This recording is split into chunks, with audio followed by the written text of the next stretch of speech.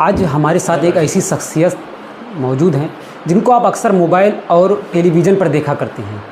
हालांकि कुछ ही ऐसे लोग हैं जो सामने से देखे होंगे। आज ऐसे ही शख्सियत को आज हम आपको दिखाने जा रहे हैं और उनसे मुलाकात करेंगे। सबसे पहले सर, आपका स्वागत है हमारे चैनल पर। नमस्कार, धन्यवाद। सर, जीवन आपका कहाँ से शुरू हुआ, किस तरह आप बॉलीवुड जैसी फिल्मों में आए और किस तरह आपने धारावाहिक सीरियल में कदम रखा, इसके शुरू से आप बताइए इसके बारे में। शुरू से कैसे दुनिया में आए, जैसे सब आते हैं वैसे दुनिया में आए। और आपके जीवन की शुरुआत कहाँ से? शुरुआत हुई जब समझ आनी शुरू हुई तो लगा कि कुछ करना चाहिए, क्योंकि पता नहीं क्यों बचपन में ऐसा था कि वैसे ही ज़िंदगी नहीं जीना चाहता था मैं, कि खाना पीना सोना मर जाना, वो लाइफ पसंद ही नहीं थी। तो कुछ करना था तो कभी ऐसा लगता था कि मैं मिलिट्री मैन बनूं तो देश के लिए शहीद हो जाऊं, कभी कुछ ऐसी चीज़ें आती थी अंदर। लेकिन वो मुझे नहीं पता था कि ऊपर वाले ने क्या एलिमेंट डाला हुआ है, ये एक्टिंग वाला डाला हुआ था। तो थोड़ा करीब 7वीं 8वीं के बाद ये समझ में आना शुरू हुआ और फिर इसी पे लग गए और फिर आज भगवान की दया से। सर, शुरू से ही आपको एक्टिंग करने का शौक था या फिर और कोई किसी और रास्ते की तरफ जाने का आपका? देखिए, शौक मेरे को कभी भी नहीं था एक्टिंग करने का, मेरे को पागलपन था। क्योंकि शौक पूरा हो जाता है 2-4-5 दिन में ख़त्म हो जाता है। ये दीवानगी है जो आपको कहीं लेके जाती है, जो आपको कुछ करने के लिए हमेशा उकसाती रहती है। तो वो दीवानगी ईश्वर ने मुझे दी थी, इसके लिए मैं धन्यवाद करता हूँ। आप रहने वाले पंजाब के बताए जा रहे हैं, तो आप किस तरह मुंबई पहुंचे और किस तरह इस फिल्म इंडस्ट्री में कदम रखा, इसके बारे में थोड़ा सा। जी हाँ, मैं पंजाब के पटियाला शहर से हूँ और वहाँ पे रंगमंच करता रहा, पंजाबी रंगमंच। तो वहीं के एक सीनियर एक्टर ने मुझसे कहा कि गुलशन तू बॉम्बे जा यार, तू बॉम्बे डिजर्व करता है। तो मुझसे सब लोग कहा करते थे मेरे थिएटर ग्रुप में भी कि तू बहुत बढ़िया करता है यार, तू राम गोपाल वर्मा को ऐसे चेहरे चाहिए होते हैं जैसा तेरा है, मतलब एक नेचुरल सा चेहरा, कोई हीरोइज्म नहीं है जिसमें चॉकलेटी कुछ नहीं है, थोड़ा रफ सा चेहरा। तो मैं भी बड़ी हसरत लेके मुंबई में गया था कि, और राम गोपाल वर्मा जी बहुत नए लोगों को चांस भी दिया करते थे। तो मेरी बड़ी तमन्ना थी कि मैं उनकी फिल्म करूँगा और रियलिस्टिक फिल्में होती थी उनकी। तो मैं उनके ऑफिस के बाहर बहुत बार खड़ा रहा कि एक बार मिल जाए, एक बार एंट्री हो जाए, कभी हुई नहीं, वो अलग कहानी है। पहली फिल्म आपकी कौन सी?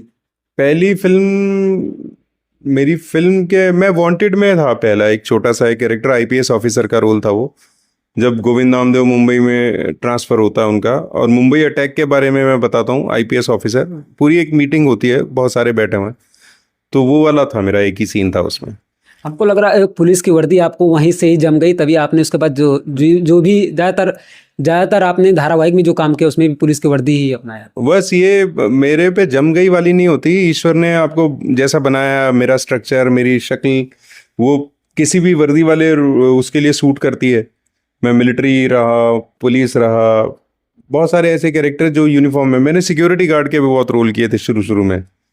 सर, कभी ऐसा हुआ कि अगर आप वहाँ से बाहर निकले, बाहर की मतलब घूमने टहलने, तो वहाँ कोई आपको पुलिस के तरफ से आपको आपको पहचाना किया? नहीं, ऐसा तो नहीं, लोग समझते हैं कि कलाकार अलग होते हैं। हाँ, एक बार ऐसा ज़रूर हुआ था कि मैं पुलिस यूनिफॉर्म में, और पुलिस की गाड़ी हम लोग बनाते हैं पूरे स्टिकर वगैरह वैसे ही लगा के, तो शिफ्टिंग कर रहे थे, इस जगह से काम खत्म हो के दूसरी जगह जाना था। तो मेरा 3 स्टार लगा हुआ था, आगे मैं बैठा हुआ था। तो ट्रैफिक पुलिस जो ट्रैफिक को कंट्रोल कर रहा था, उन्होंने देखा और उन्होंने सीधा सल्यूट कर दिया मुझे।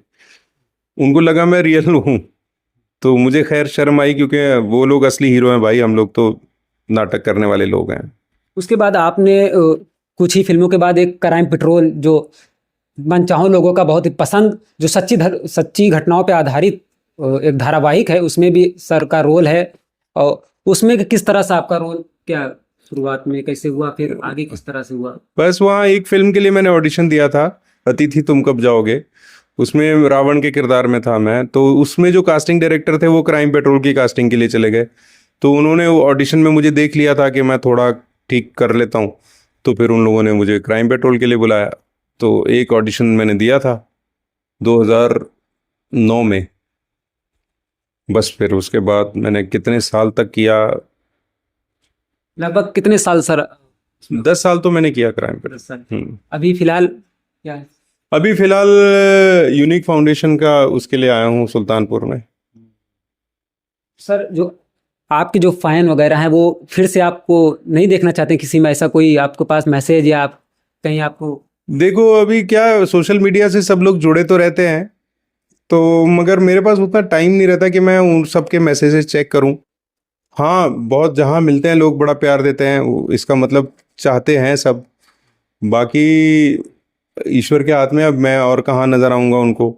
मैं तो अपनी मेहनत कर रहा हूँ, आगे डिसाइड सब वो रास्ते वो बनाते चले जाते हैं।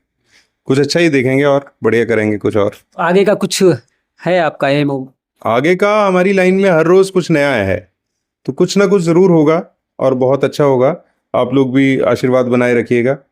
मिलते हैं जल्दी किसी नए रूप में। तो ये थे सर हमारे साथ, इनका रियल नाम जो है गुलशन पांडे, जो कई सुपरस्टार के साथ फिल्मों में काम कर चुके हैं।